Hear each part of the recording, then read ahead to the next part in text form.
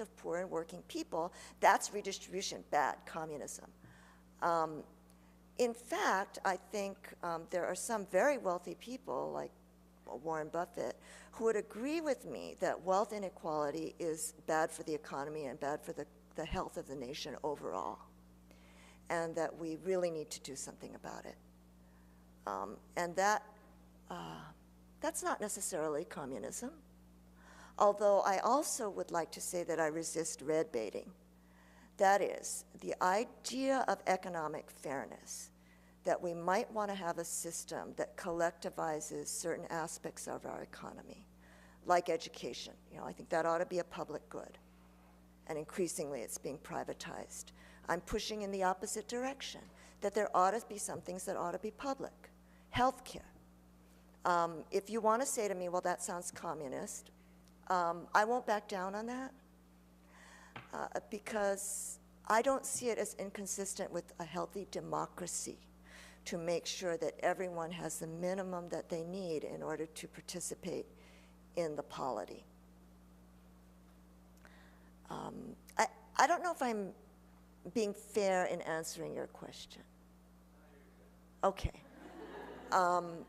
Yeah, you know, the Cold War is over and McCarthyism is over. And I think we've developed a very bad habit in this country of any time we talk about something that meets human needs, someone will say, well, that's socialism or that's communism, and therefore we can't do it. What if it happens to be the wisest course of public policy, and what if we're all going to benefit from doing it? It doesn't mean that we end our entire system of private ownership of property and capitalism, but it means that we ameliorate its excesses so that, in fact, it can continue. You know, that's what FDR did in the New Deal. And we should open our minds to it as a possibility.